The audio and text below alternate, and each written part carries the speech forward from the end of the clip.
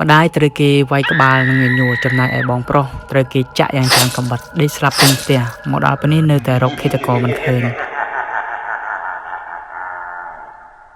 ហេតុការណ៍បានកើតឡើងនៅផ្ទះឈើនៃជួរភ្នំ Sierra Nevada រដ្ឋ California ជនរងគ្រោះដែលរស់នៅក្នុងផ្ទះនោះគឺអ្នកស្រី Glenna ជាម្ដាយមេម៉ាយនិងមានកូន5នាក់នៅព្រឹកព្រលឹមកូនស្រីច្បងឈ្មោះ Selena ដែលបានទៅគេងនៅផ្ទះអ្នកជិតខាងបានត្រឡប់មកផ្ទះវិញហើយក៏បានជួបនៅទិដ្ឋភាពដ៏រន្ធត់បំផុតនាងបានឃើញសាកសពម្ដាយរបស់នាងបងប្រុស John និងមិត្តភ័ក្តិរបស់បងប្រុសដេកស្លាប់ក្នុងថ្លុកឈាមនៅក្នុងបន្ទប់ទទួលភ្ញៀវជនរងគ្រោះត្រូវបានគេចងដោយខ្សែពោះនិងស្កុតហើយត្រូវបានវាយក្បាលនិងញញួរនិងចាក់ដោយកាំបិតយ៉ាងសាហាវព្រៃផ្សែងអ្វីដែលចម្លែកបំផុតគឺកូនប្រុសតូចៗ2នាក់ទៀតនិងមិត្តភ័ក្តិម្នាក់ដែលគេងក្នុងបន្ទប់ក្បែរនោះមិនត្រូវបានគេធ្វើបាបឡើយហើយពួកគេថែមទាំងនិយាយថាពួកគេមិនបានឮសម្លេងអ្វីទាំងអស់នៅយប់នោះក្នុងចំណោមសមាជិកគ្រួសារមានកូនស្រីម្នាក់ឈ្មោះ Tena អាយុ12ឆ្នាំបានបាត់ខ្លួនពីផ្ទះនៅយប់កាត់ហេតុប៉ូលីសបានខិតខំតាមរកគ្រប់កន្លែងប៉ុន្តែមិនឃើញដានអ្វីឡើយរហូតដល់3ឆ្នាំក្រោយឆ្នាំ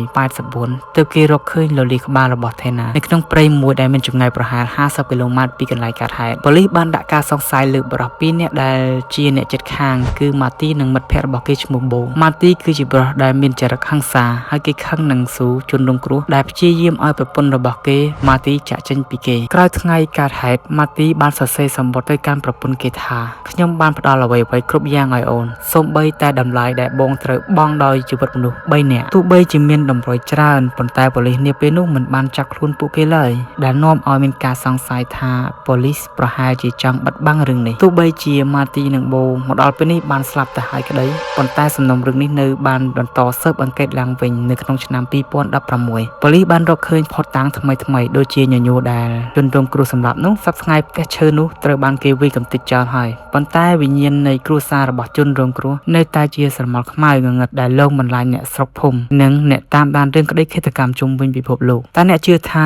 ឃាតករពិតជាអ្នកជិតខាងដែលខឹងនឹងគ្រួសារឬក៏ជាស្នាដៃឃាតករដែលឆ្លងកាត់ទេនោះ comment នៅខាងក្រោម